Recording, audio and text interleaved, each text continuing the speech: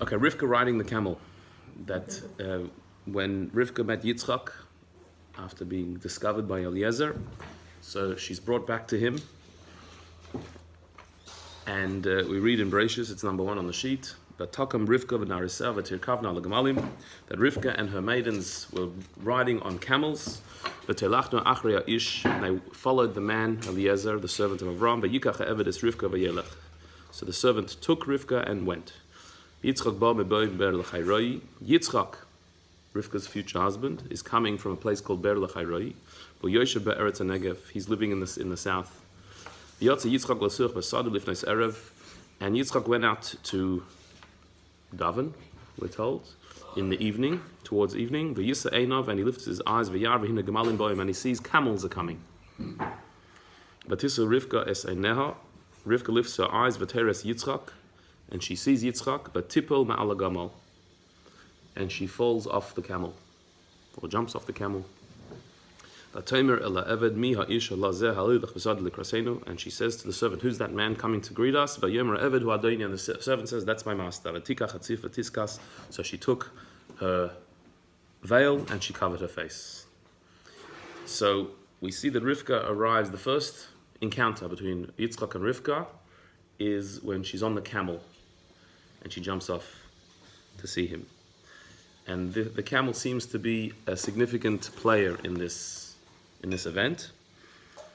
So let's analyze Rivka riding on the camel and why this was the way she met her future husband Yitzchak to become the parents of Yaakov as well as Esav and eventually the Jewish people. So the first fascinating point of departure is the Likutei Torah of the Arizal. The Arizal, there's a collection of his teachings on the parashas called Likutei Torah. That's number 2 on the page. It says V'tirkavna al Gemalim, that she rode on, well, the maidservants rode together with Rivka on camels. It says the Arizal, you should know, Ki Rivka rachba al Gemalim, that Rivka rode on camels. Remez l'oisei nachash, and this was a hint at that famous snake.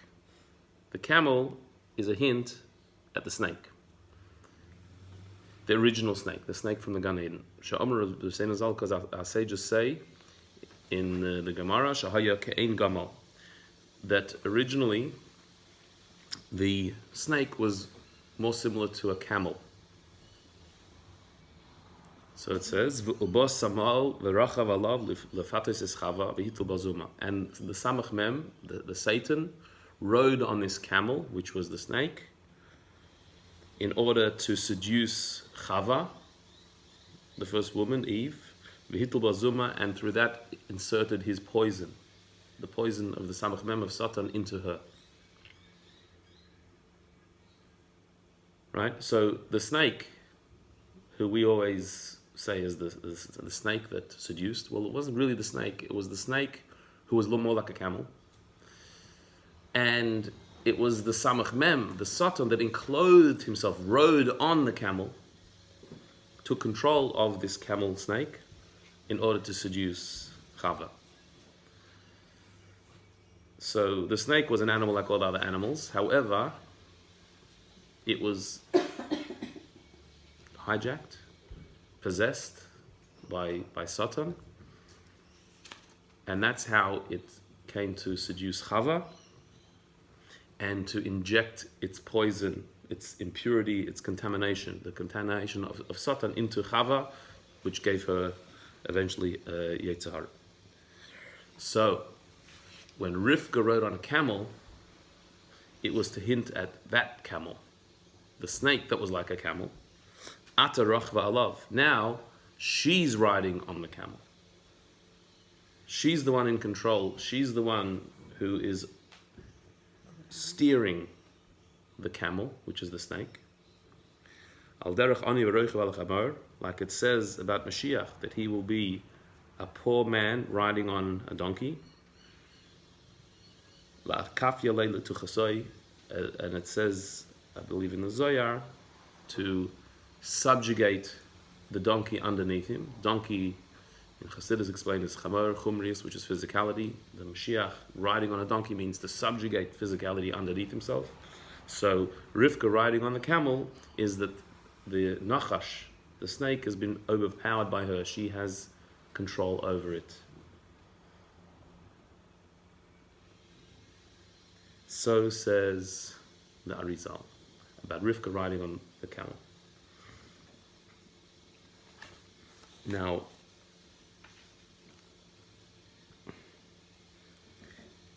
the Arizal himself says that why Rivka specifically was doing this was because Rivka actually was a direct Gilgul of Chava. She had Chava's neshama. So Chava was overpowered by the snake, which was in the form of a camel, which was being ridden by the Satan.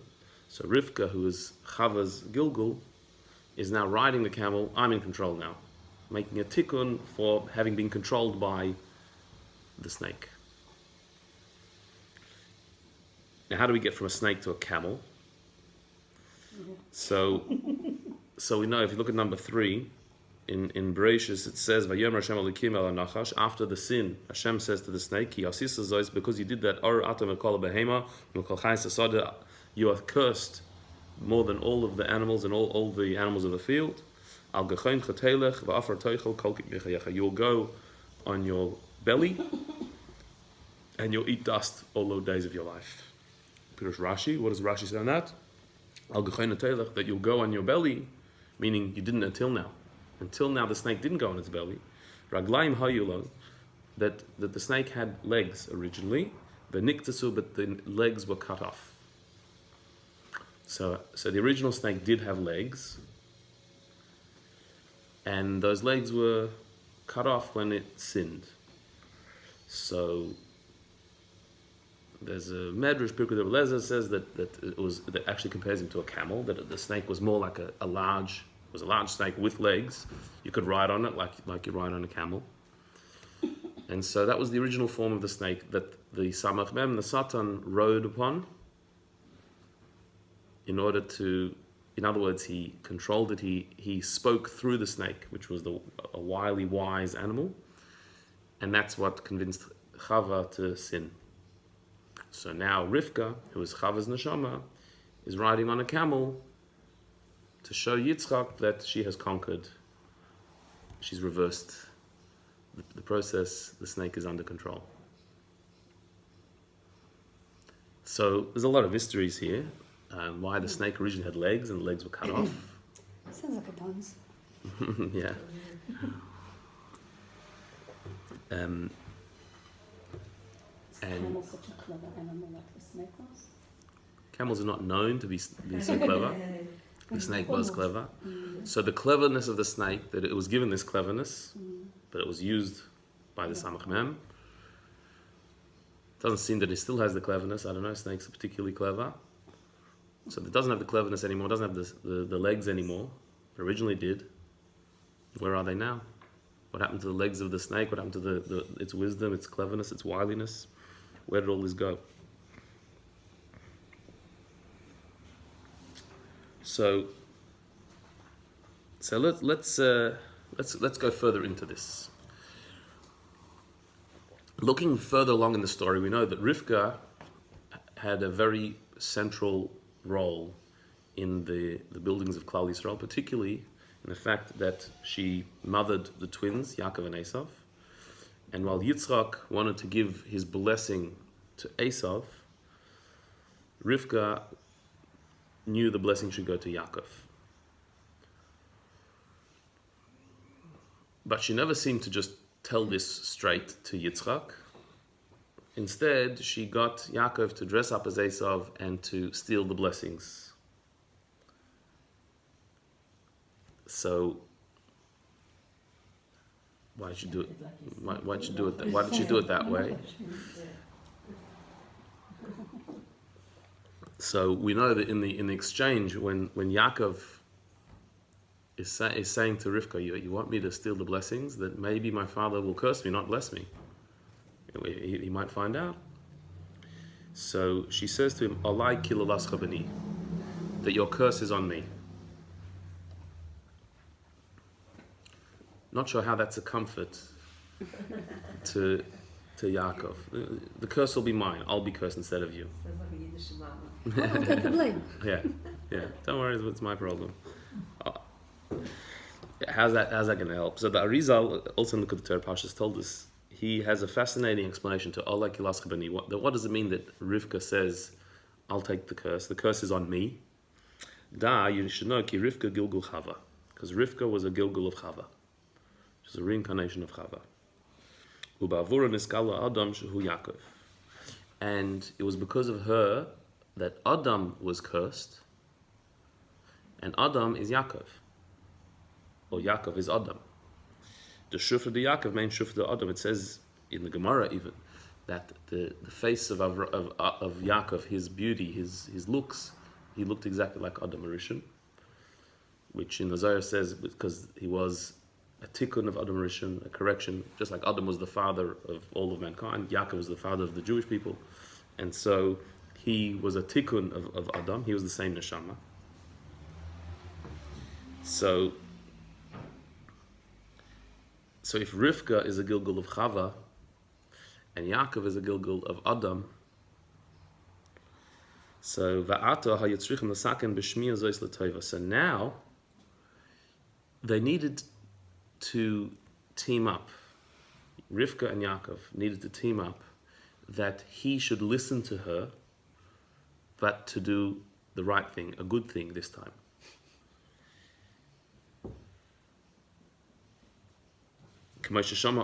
Just like in the previous Gilgul, Adam listened to Chava but did the sin of eating of the tree, so now Yaakov needs to listen to Rivka to listen to do the right thing, to do a good thing. As it says, Hashem says to Adam when he's giving him the curse, Ki shamayta l'kol ishtecha, because you listened to the voice of your wife and ate from the fruit. So listening to her voice was the crux of the problem. So this time, you have to correct it by listening to her voice. Yaakov listening to Rivka, which is again Adam listening to Chava, but to do the right thing. And that's why Rivka says to Yaakov, just listen to my voice. Why just listen to my voice? The just is, this time it's good to listen to me. Last time you listened to me was when I was Chava and you were Adam. That shouldn't have happened. But now, just this time you should listen to me to correct it. Because the first time was bad, this time it's the right thing. Listen to me this time. So that's what she means. Allah kilas chabani, your curse is on me. Why is she saying that? I'm not talking about this girl. I'm talking about last time. Last time, I'm the one who caused the curse. So I have to fix it this time. So this time I'm getting you the bracha. You need to receive a bracha now to reverse the curse from last time. But last time you listened to me and ate from the fruits, and because of that you received a curse from Hashem. So this time, shma b'keli, this time listen to me. This time is the right time to listen to me, to receive a blessing, a bracha, and it'll be good, and it'll be correction from last time. And they both know it? On some level. Yes. On some level.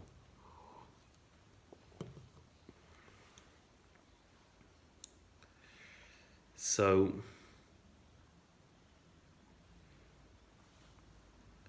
okay, so now the plot thickens that we've got Chava in the form of Rivka. We've got Adam in the form of Yaakov. And Rivka had already told Yitzchak that I'm on top of the camel this time. Last time, the camel, which was the form of the snake, was being ridden by the Samach Mem, the Satan, and tricked me into doing the wrong thing. But this time, I'm riding on the camel. So she tells Yaakov, listen to me this time, take the bracha. So, because Allah kilas chabani, the curse was because of me. So this time I need to give you the bracha. So listen to me this time, it'll be a correction. Is it also like the Nachash, besides being like Chava? Why? Because of the deception? And deception and then sneaking. Oh, that we'll see. That we'll see. So So Yitzchak, didn't he realize this? Yitzchak realized that Rivka's on top of the camel. Why didn't he see it the same way? So there's an interesting thing on the top here, number 5. It's at the very top. It's a very bit unclear. Is the Tiferes Shlomo, Reb Shlomo of Radomsk, one of the Hasidic masters, who says, "Tzarich lizboinu b'kavanas Yitzchak Avinu." We need to contemplate what was Yitzchak thinking. Shlei hayir ritzonei teikif levarachas Yaakov rakas Esav. His original intention was not to bless Yaakov. In the end, he conceded to the blessing to Yaakov, but originally he wanted to bless Esav. What was he thinking? So there's many different angles on this, but here's one. Yitzchak was scared to give Yaakov a bracha of this world, a bracha of success in this world, physical blessing. He didn't want him to become distracted from his mission. As it says in the book of Devarim, when Moshe speaks to the generation about to enter Eretz Yisrael, v'yishman, yeshurn, v'yivat, that when the Jewish people become fat, they become rebellious. Meaning when they indulge in the physicality, when things are good, then it's easy to rebel against Hashem. Through the desires of this world, you can become distracted from your spiritual purpose. But Rivka was smarter. She understood with her great wisdom that good in this world, material plenty, actually helps you to serve Hashem. Because when you have a calm mind, when your needs are met, physical needs are met, and you're not distracted, so then you can actually serve Hashem better. So therefore, Rivka and Yitzchak had a difference of opinion. That Yitzchak thought that the bracha should go to Esav, because if you look at the bracha, it's V'yitin Hashem Lakim Mitar Shemayim Mashmani Aretz. It's all about physical blessing, physical success. And that, Yitzchak said, if that goes to Yaakov, he'll be distracted from his purpose, which is spiritual. Whereas Rivka, who was even smarter, said, no, physical success can be an accessory to the spiritual life. If your needs are met, you're able to serve Hashem with that. That's why it says in our parsha,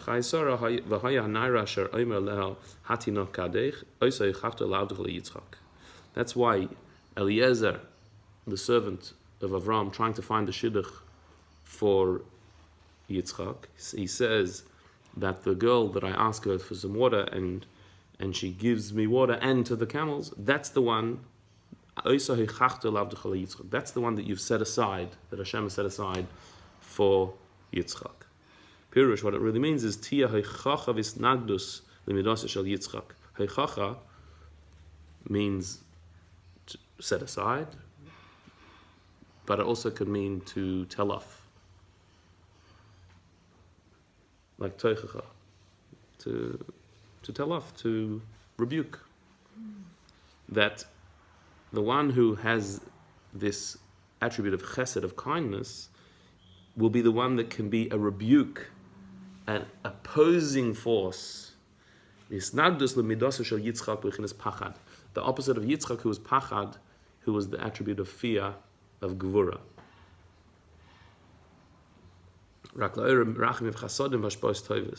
That she will be able to arouse rachamim, mercy, and chasodim, and love, and hashpos tovus, and plenty. That Yitzchak is gevura. So he says that you should learn Torah and not have any physical, not have any material blessing.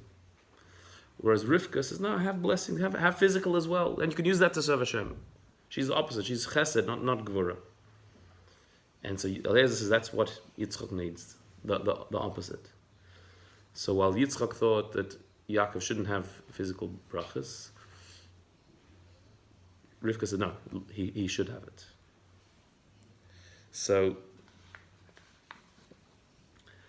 So putting this together, number 6 is from Pinchas Friedman. He says, we could say that these words, the words of the Tiferet Shlomo, actually fits together with also what the Arizal said. The Tiferet Shlomo is saying that Rivka wanted Yaakov to have material blessing. The Arizal said that Rivka was Chava, Yaakov was Adam.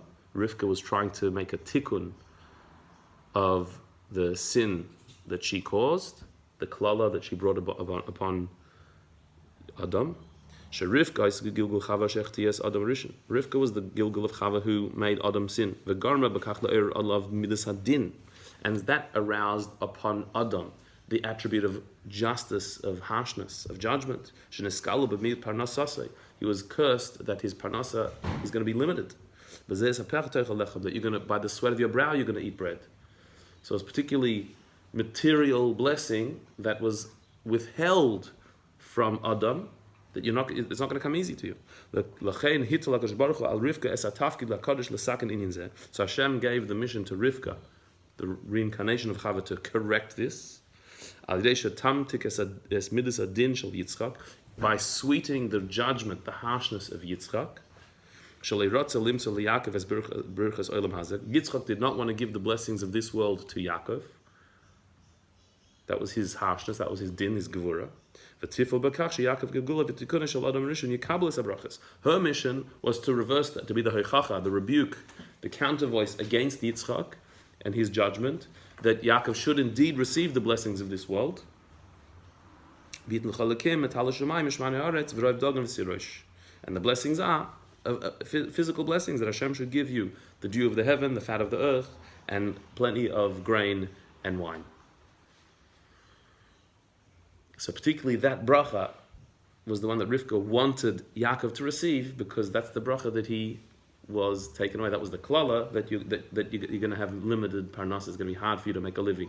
So she wanted to reverse that he should have plenty, and so he was given plenty. Okay. So now to add another angle to this, there's another character in this whole thing. If we're saying here that Rivka was Chava and Yaakov was Adam, Yitzchak is giving the bracha from Hashem to reverse the curse that came from Hashem. So then who's Esav? Esav is another player in this whole pantomime here. So who was he? What was his character? Also tricking. So look at number 7. Number 7 is the Shalom Kaddish. That says, and on the pasuk it says, "Vahi Esav ish yodei tzayid." It says about Esav that he was a person who knew how to hunt. Farsh betargum unkelus betargum yonasan v'havei Esav gevar nachshirchan. I think that's how you pronounce it. It says in the Targum, in the Aramaic translation, both Unkelus and Targum Yonasan, what does it mean, a Ishirei Tzayid, a person who could hunt? He was a Nachshirchan, a snaky person. So the Shlach Kaddish writes on this, B'Shem Tziyuni, in the name of an earlier old commentary called Tziyuni, Shen Shtei Milim, that really Nachshirchan is 2 words, Nachash Yarchan, snake and thigh, Yarech, Yarchan. Says the Tziyuni, Shahaya Siman Nachash al Yerecha Shel Esav, that there was an imprint, a figure of a snake on the thigh of Esav. Some type of birthmark, or he had a snake on the side on his thigh, to hint that he was a personification of the nachash, of the snake.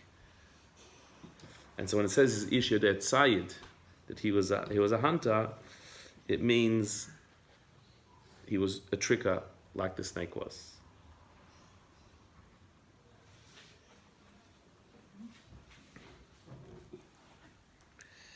So So now we've got the full picture. We've got Adam and Chava in the form of Yaakov and Rivka, and we've got the snake in the form of Esav. The Nachash is there as well. And Rivka's riding on the camel, which is also Nachash. Right, which means that she can figure out this Nachash. She knows how to play the Nachash. She controlled the Esav. So look at number 8 again from Rav Friedman. Al pi amr naskil lahavin harama hagdoyle shel Esav hu hanachash sherotze lekabel es habrachas miyitzchak aviv. Now we understand that the real trickery was Esav trying to receive the brachas from Yitzchak. Now we understand why this bracha was so important even to Esav, who's supposed to be, he's into brachas, he's into these things. But now we see that there's a major contest going on to try and receive the bracha from Yitzchak. And why Esav did all he could to get it. And what was his trickery? We know that his trickery was he pretended to be righteous in front of Yitzchak, asking him shaylos about Truma and Meiser and all these different things. Why? Because he was the original snake. He was smarter, like the snake was smarter than all the other animals. He was smarter in a crafty, wily way to be trickery, to do bad. Because he tricked, it was Chava that was actually tricked by the snake. Because what did he say? The snake said to Chava, that on the day that you eat from the tree of knowledge, your eyes will be opened, you'll be like God, to know good and evil. So he used trickery to fool Chava into thinking that it was okay to do it. That's what the Nachash did. And through that he brought death upon Adam and all creatures. And so therefore he received the curse. The snake received the curse. You're cursed from all animals and all the wild animals in the field. You'll go on your belly, like we said before, and you'll eat dust all the days of your life. So he was cursed. He received the curse. The snake was cursed. So now the snake has been cursed because of the trickery that he did. So what does Esav want to do? Esav wants to trick back, to get uncursed. Over the page.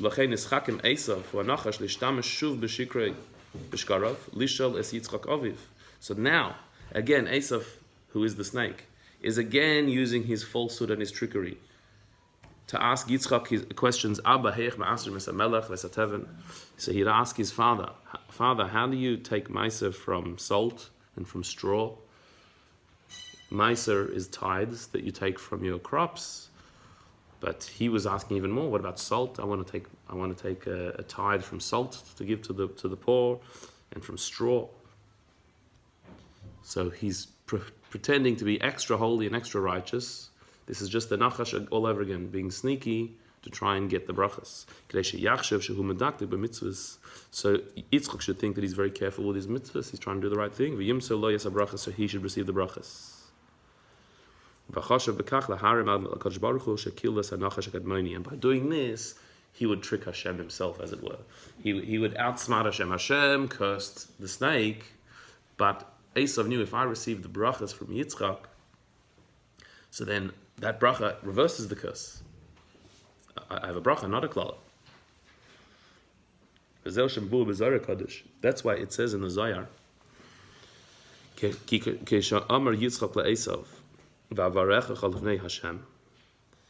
that when Yitzchak said to Esav, go and get me some food, and I want to bless you in front of Hashem, it says that the very throne of Hashem trembled when Yitzchak said those words, that I'm going to give you, Esav, the bracha.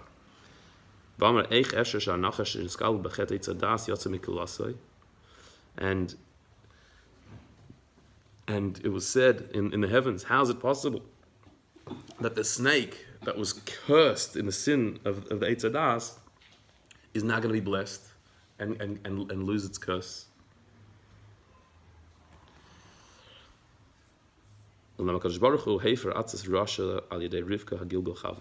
But Hashem unraveled the plan of this wicked Esav through Rivka. Because Rivka was the Gilgal of Chava. She had to fix things up this time.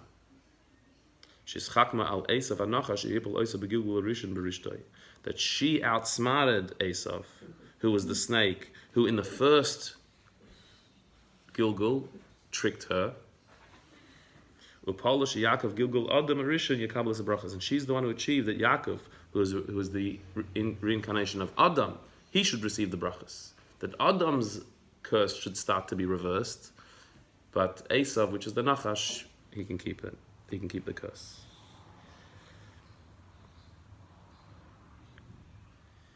So he continues.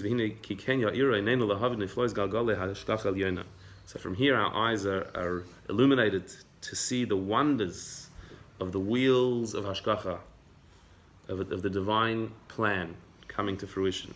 That Hashem, who is the cause of everything, could bring under one roof these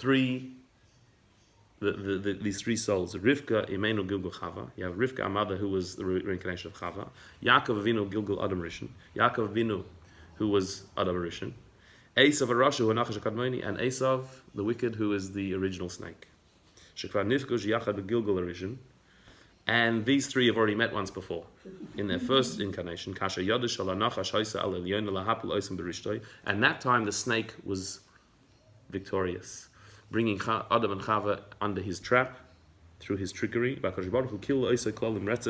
And therefore he got cursed, the snake got cursed. So that was first time round, where the snake was successful. So therefore, Esav, who is the incarnation of the Nachash, of the snake, thought with his wicked thinking that he can trick Hashem. If I receive the bracha from Yitzchak, my father, then I leave the category of being cursed and I become being blessed. Until Rivka comes along, the reincarnation of Chava, who the first time the snake tricked her. This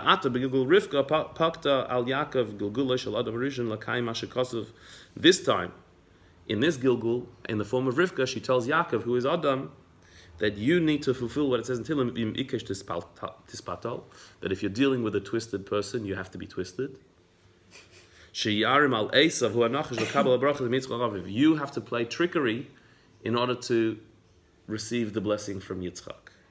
You have to play Esav's game now, the snake's game of trickery, in order to receive the bracha, to steal it back. The first time the snake tricked us into it, this time we have to trick back. We have to play the trick on him. Isn't that more like Gvura? Like we have to do what's right, or Gvura Shabbat. Like it is a bit of Gvura there, no? Doing the chesed Like, to... I'm saying Rivka's chesed, right? It sounds more like it's a tikkun. more focused and more. She's making a tikkun. She's making a tikkun that the bracha should go where it should go. It's actually the chesed in a way, because she's fixing things. It's chesed to the Lord and to Yaakov. And is that how this should be the approach? If like this something bad has been done now, we're going to also do it in that way? I mean, tricking is not really. To your Yetzer Hara, you have to trick sometimes. Yeah, you can be dishonest to your Yetzer Hara, to the Satan. Yeah, you can say, yeah, I'm going to do that, but just not now. I'll do it later.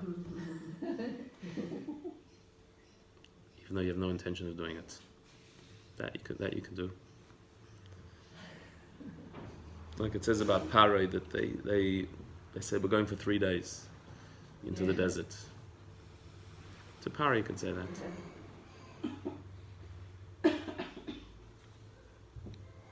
So he says, "Sheyarm al Esav hu anachash lekabel brachas mitzchok." Trick Esav, the snake, in order to receive the brachas from Yitzchak.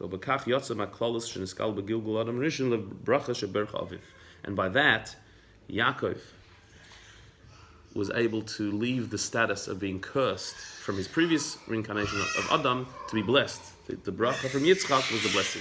So you understand why it says in the Zohar that in heavens there was a trembling when Yitzchak says, I'm going to bless you, Esav. If that happens, that means that the Satan, the Nachash, the Yetzirah, the powers of evil have now lost the curse. They've gained a blessing. They've turned themselves around. That's bad news. That's like the world can't survive. The bracha has to go to Yaakov, which is Adam. So it's a big deal. Makes sense now that he was blinded, not to see. So the question is, like you're asking, why did it have to be through trickery? That's the snake's thing. That's the side of evil. Yaakov had to do trickery. Why does he have to involve himself in such a thing? Yeah, it's opposite of his nature. So why did he have to enter into the world of trickery to receive this? So to understand this, we have to understand what Esav should have been. Have a look at number 9. This is the Chassam Sofer, the great Chassam Sofer from Pressburg. In Parshas told us, he says, on the brachas that Yitzchak gave to Yaakov, but he wanted to give it to Esav, and he in fact thought he was giving it to Esav. Nira the Yitzchak yada ki Yaakov ish tam, be Esav yedei tzayid. It seems like this. Yitzchak was well aware that Yaakov was a straightforward, complete person, and Esav was yedei tzayid, was a hunter, which we said before is a snaky person. He knew that. Nevertheless, he thought he was a tzaddik. Yitzchak thought that Esav was a snaky person, but a tzaddik. That these two brothers were going to be a partnership. Like Yisachar and Zvulun later on, the two tribes of Israel, that Yisachar were the Torah scholars and Zvulun were the businessmen. And that was a partnership, that the Zvulun would make money and support Yisachar. And by doing so, they would share in the Torah scholarship of Yisachar. And they're blessed. Zvulun receives blessing for that. And this would be a fantastic partnership. Yaakov would be the Torah scholar, the spiritual one. Esav would be the businessman, the man of the world. And that would be a perfect partnership. And so Yaakov would father the 12 tribes of spirituality. Esav would be the father of the 12 tribes of business and worldly matters. And they would work together fine. And that's why the brachas that would be given were material brachas that Yitzchak thought should go to Esav, not Yaakov. Why would Yaakov need material brachas? That's Esav's business. Yaakov is a ish tam, that's great for Torah learning. But Esav is a yodei tzayid, he's a hunter, he's a bit snaky. You have to be a little bit snaky to be in the business world. We'll see why. Not to be dishonest, God forbid. But you have to be able to dress up to play the game. So Yitzchak thought, okay, as long as Esav is he's a snaky character, but he's righteous, so then he'll be the partner for Yaakov. But Yaakov is baruch b'avodas Hashem. Yaakov will be blessed to serve Hashem in a spiritual way. But yeah, Esav meshubad li Yaakov, and Esav will be secondary. He'll be subservient to Yaakov to serve his purpose. Las is loy kol tzrachav k'zvulun Yisachar. He will provide all the needs of Yaakov, the material needs, like Zvulun provided to Yisachar.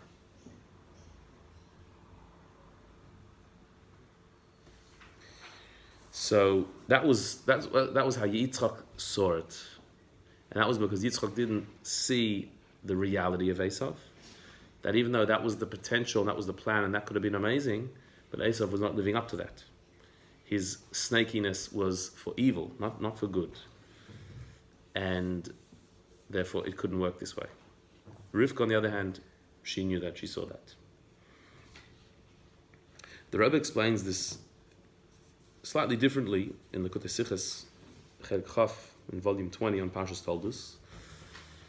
But for our purposes, the Rebbe adds further insight into why sneakiness is necessary and can be a good thing. It's not necessarily bad. How so? Says the Rebbe, Zendik an ish sadeh, being a man of the field, Esav being a man of the field, a man of the business world, as tut sein avoda in Welt, that his avoda is to be involved in the world, in worldly matters. Is bechdei zu gover sein und kovish sein the halamas v'sterim von sadeh, in order to be able to conquer the darkness, the challenges of the field, of the material world, the concealment of godliness that there is in the material world, hat Esav gedar sein a Yudei Zeit. He had to be a hunter. He had to be a snaky character. Which Rashi says, lotzud l'ramus means to trick. To be involved in the material world and to overcome its darkness, you need to be able to trick. What does that mean? Wie erklärt bekam Makomes, als kedei zu durchführen die Avoda in Welt, darf man ankommen zum Inyan haramois kavayachal. Meaning, in order to be spiritually successful in the material world, in order to be involved in the material world, to go out to business, to work, into the marketplace, and to be successful in that, but spiritually successful, meaning maintaining your morals and elevating the physical world, you need to be involved in what is called, as it were, trickery. Not dishonesty, but men darf sich antan in levushe mizmara. You have to play the game of the world. You have to look like you're a part of the world. You have to dress up as if you're a business person, even though in actual fact that's not what you are. You're a divine person. You're a neshama. But you've got to go to work, and you've got to dress the part, and you've got to speak the part, and you've got to be a part of that world on the outside. Das heißt, als die Neshama vernimmt sich mit den Yonim von Welt. Meaning, your Neshama gets involved with material things. Eating, drinking, business. Which is nothing to do with the soul. What's a Neshama getting involved with physical things for? But by being involved with the material world and doing it l'shem shemayim for a heavenly purpose, for a holy purpose. The reason I'm working is in order to make money, so I can live a life of mitzvahs, so I can give tzedakah, so I can make a nice Shabbos. I'm working in order to do mitzvahs, to do holiness. It's all l'shem shemayim.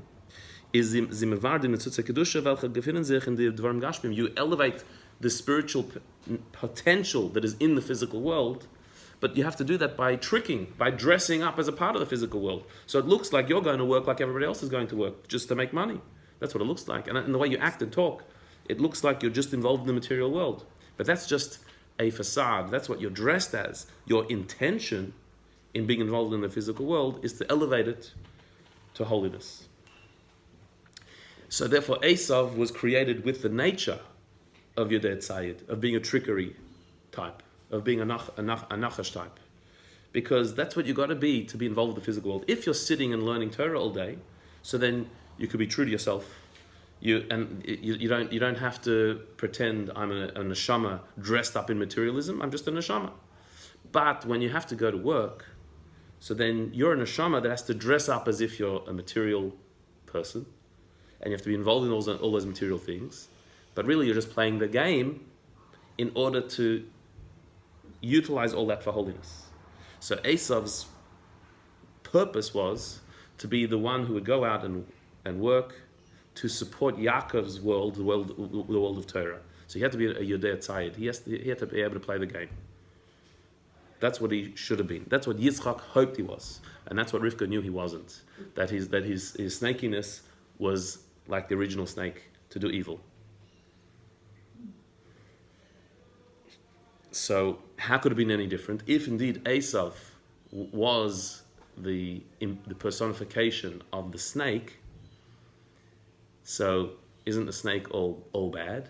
Isn't that what the snake was? The evil inclination personified. So fascinatingly, even the snake could have been different. Even the snake didn't have to be that way. Look at number 11. There's a Gemara in Sanhedrin. It's not a Zohar or a Arizal. This is a straight out Gemara in Sanhedrin. says Tanya, Rabbi Shimon ben Manasseh Omer. It was taught that Rabbi Shimon ben Manasseh said, Chaval al shamash hagadol she'avim min ha'olam. It's such a sad thing that the great servant was destroyed from the world. Meaning, shilmal niskal nachash, if it wasn't for the fact that the snake was cursed, each Jewish person would have two snakes. One you'd send north, one you'd send south. To bring him jewels and pearls and all types of riches.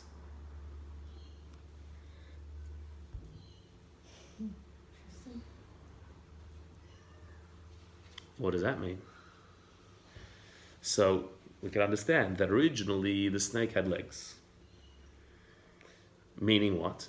The purpose of the snake, the original purpose of the snake was to be the legs, to be the worker, to be the one who would go out and do the work. Adam would do the spiritual work, and the snake, who was smart, clever, tricky, would do the material work. That the world has this dichotomy. There's spirituality and physicality. There's being involved with higher pursuits, and there's being involved with lowly, daily, mundane pursuits. You can't do both. And a person who's good at both doesn't exist. You're either good at one or the other. So it would be logical that there'd be the snake, the wisest of all animals, which would be the servant, the Shamash HaGadol, the great servant of man.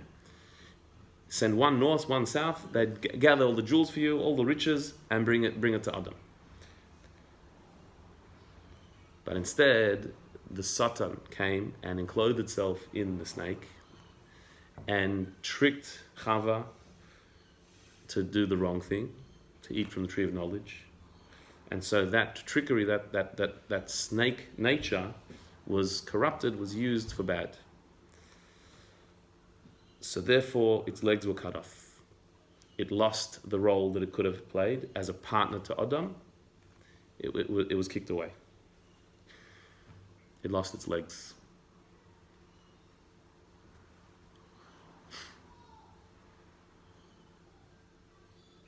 And so that attribute of trickery is now something that had been corrupted. And so Rivka understood that her job, having been tricked by the snake, was to utilize that trickery for good, what it's supposed to be used for.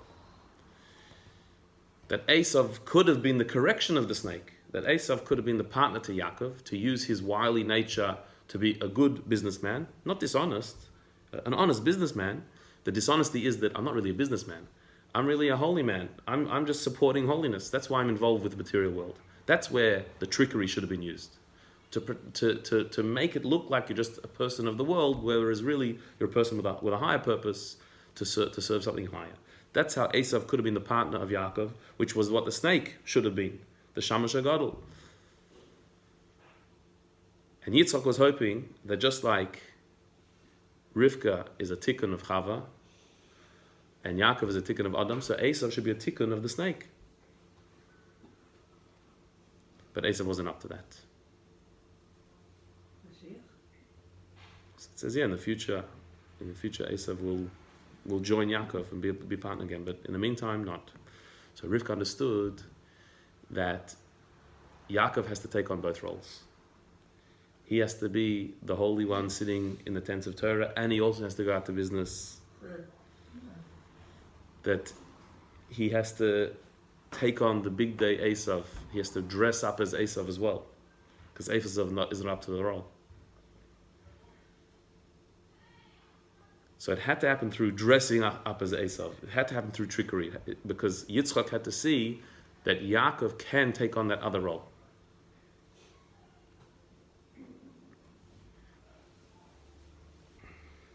He suffered a lot. Mm-hmm. Sure. And it's extremely difficult to be somebody who davens 3 times a day, learns Torah every day, keeps all the Yom Tovim, and has emunah and betachon in everything, And at the same time, the same person has to be involved with the material world and paying bills and making business deals. It's crazy. It's too much for one person. But Rivka saw that Yaakov can do it. In the meantime, till Esav comes on board. If Esav wouldn't have married Leah, wouldn't that change? Be like take the proper. So role? because Esav lost his mission, he lost his soulmate. And so Leah, who was supposed to marry Esav. Yeah. So what about Dina? There was a whole thing that Yaakov put her in the box. Yeah. Because maybe that could have been a tikkun, maybe. So you were Yeah. also to come and change. Yeah.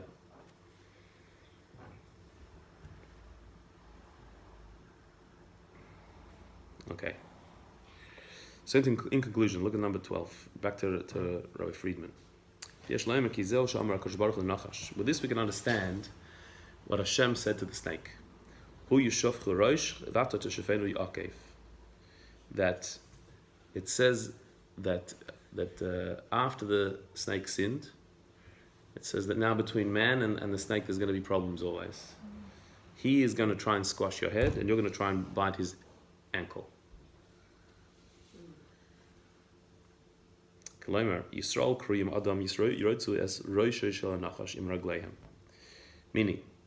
that the Jewish people, we are going to always be trying to squash the head of the snake with our feet.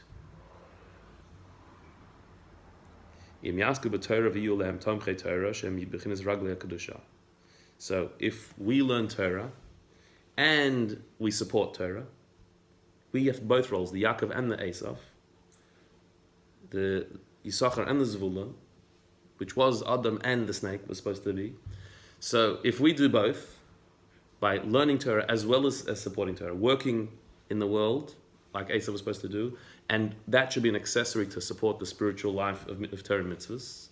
So then we are using our feet to squash Esav's head, the snake's head.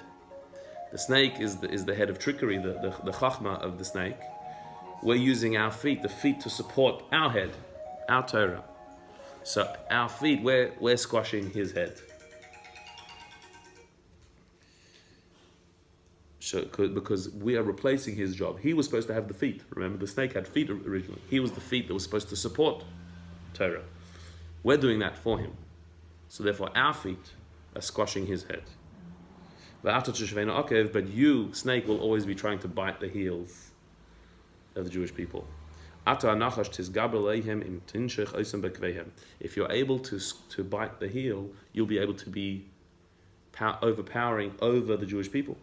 If the snake is able to convince us to become materialistic, not to support Torah, not to support holiness, but materialistic on its own,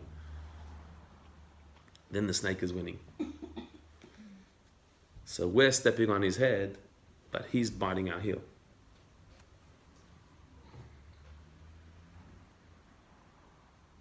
This is fitting exactly to Esav, who is the continuation of the Nachash. He should have been the Zvulun of the Jewish people. But he, like the snake, rebelled against his mission, didn't do it, and left it up to us. And that's why we find that Yaakov is called Yaakov, which comes from Akev, which is the heel, holding onto the foot. He was born holding onto Esav's foot, saying that you, Esav, you're supposed to be the supporter of me. But already at birth, Yaakov was holding onto his foot, saying, I'm going to have to take that role. And that's why the Sar Shel Esav, the angel representing Esav, wrestled with Yaakov and attacked his leg. Because that's the job of the snake, is to try and pull the leg from under the head of Yaakov. That the leg is the supporting of Torah, that our material life is an accessory to our spiritual life. That our involvement with the material world is just to facilitate Torah mitzvahs. But Esav, which is the Nachash, which is the Satan, which is the Yetzer Hara, is trying to pull our legs from under us. that our material world, our material involvement should be for its own sake, not to support holiness. So with all this, you can say, for this reason, Rivka was very wise in greeting Yitzchak the first time, riding on a camel. Which the camel is the snake, like we said. The snake, as it still had legs, the original state of the snake was with legs in the form of a camel. Because